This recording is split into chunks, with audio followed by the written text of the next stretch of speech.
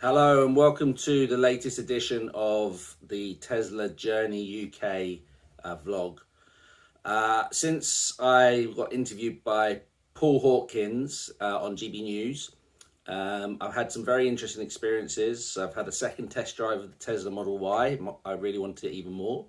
And when I was being interviewed by Paul, we were stood at the Tesla supercharging network in fleet services on the M3 on the London side, and made some interesting discoveries.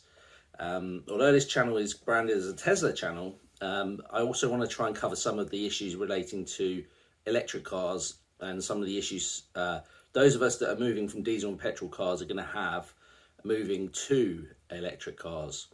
And basically, the challenges are, some are obvious, some are not so obvious, and I'll try and get into some of those now. We all know we're going through a time where climate change is making a big impact.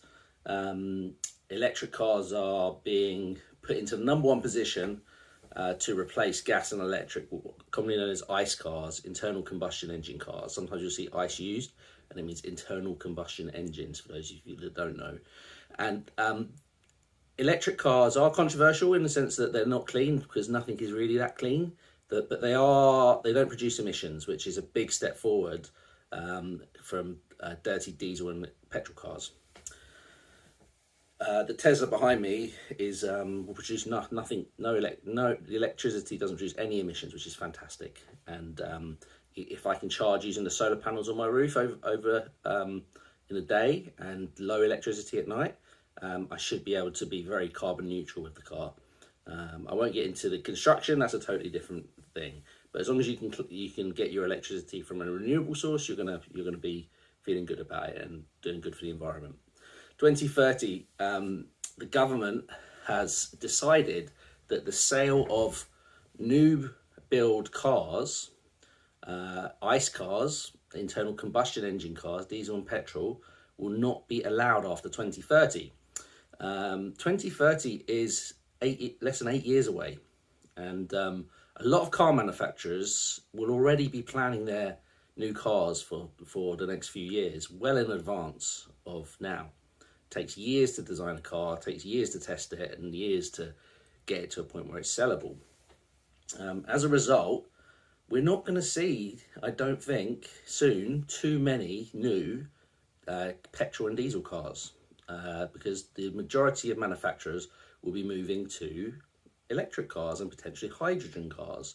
Electric cars are a lot further along the road in terms of being accepted and having the infrastructure there, but hydrogen will play a part, maybe in lorries and vans, but predominantly, but it could be cars if you listen to Toyota. So although this is a branded Tesla vlog, I keep trying to say blog, but it's a vlog.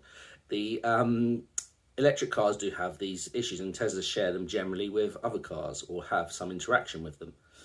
When I was being filmed by Paul, an Audi e-tron, a very nice car, turned up and parked itself on a Tesla supercharger.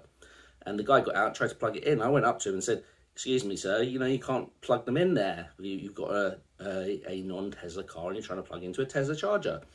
And he was like, "Oh God, I knew that, but I was just desperate for some range." And on this London side of fleet services, one of the busiest services around London, a lot of people use these services. There were probably 20 Tesla superchargers, some new V3s being, version 3s are the 250 watt rapid chargers, covered up and saying Tesla coming soon. But not any non-Tesla chargers, which any other car than a Tesla needs to be able to recharge. While we were there, myself and Paul, we did notice that 2 rapid charging non-Tesla chargers, electricity, were being installed, which is good to see. But obviously 2 compared to 14 or 12 or however many there were is not a really good proportion. So that's a very interesting development we found. This driver also mentioned something about the Audi as well. And I'm not saying this is something that a diss against Audi, but it did seem rather strange. He has a key which is a card that you use like a credit card to gain access and start the car. It has to be in the car. Teslas are the same, and a lot of electric cars will be the same. And on this card of his, only he is allowed to actually drive the car. And he cannot add a second one for his wife. I might look into this with Audi to see what this situation is, because it sounds really, really idiotic. But I know the guys at Audi, having owned one for 2 years, are very accommodating and try and give you the answers they can. So I'll be coming back on that at a later point. Yeah, so some of the challenges of electric cars, especially if you don't have a driveway, is going to be charging at home. One of the biggest benefits of owning an electric car is having a driveway, plugging your car in overnight, getting really cheap electricity, and waking up with a fuel tank of electricity, as I call it, a fuel tank. So you'll be 100% ready to go the next day. For those of us, or those, I used to live in a flat. It did have off-street parking, but not everyone does, especially in big cities.